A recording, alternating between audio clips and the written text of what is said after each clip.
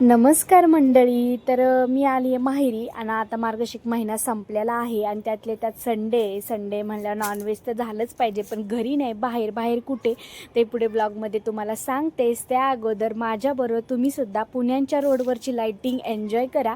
आणि ही लाईटिंग बघून मला खरंच खूप छान वाटत होतं, फ्रेश वाटत होतं.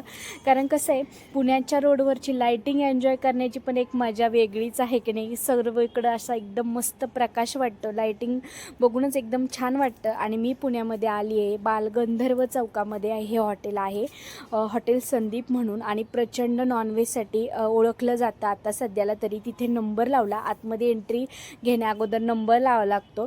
तोपर्यंत पुण्यांच्या रोडवरून अशी भटकंती केली आणि आता भटकंती करून आम्हाला चालून येणार नंबर येईपर्यंत छोटी मोठी भूक लागली होती. त्या भुकेसाठी इथं मामीनी मुलांनी भाच्यांनी मिळून असं एन्जॉय केलं. फ्रेंच फ्राईज, आता म्हणलं तुम्ही फ्रेंच फ्राईज खाताय पण तिकडं मोठं जेवण आपलं निघून जाईल, तोपर्यंत आपण तिथं जाऊन थांबूया.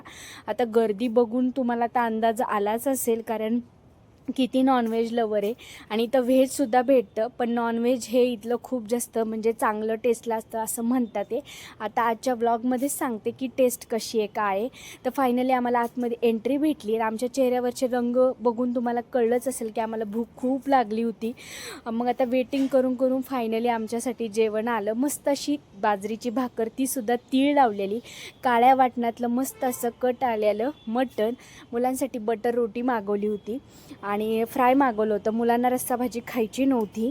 आणि मला सगळ्यात अगोदर त्यांची ही गोष्ट आवडली की जेणेकरून त्यांनी ज्या ताटल्या दिल्या होत्या मटणाची भाजी खाण्यासाठी, रस्सा भाजी खाण्यासाठी, जेणेकरून तुम्ही चुरूनसुद्धा भाकर खाऊ शकता. आणि आपण गावकरी आहेत त्याच्यामुळे आपण तर चुरल्याशिवाय आपलं तर पोट काही भरत नाही, माझं तर नाही भरत. म्हटलं चला आता असं झालं की कधी एकदाचा ताव मारती आणि तुम्हाला सांगते की टेस्ट कशी आहे. आराम भाऊ ह्या अगोदर येऊन गेला होता, तो म्हणला टेस्ट अप्रतिम आहे. म्हणला चल एकदा बघ तरी टेस्ट कशी आहे. तर म्हणलं ठीक आहे. मस्त अशी बाजरीची भाकर चुरून घेतली, काला केला आणि टेस्ट म्हणाल ना तर एकच नंबर होती. तुम्हीसुद्धा नॉनव्हेज लवर असाल ना तर नक्कीच एकदा हॉटेलला व्हिजिट करा. आणि हे काही प्रमोशन वगैरे नाही आहे.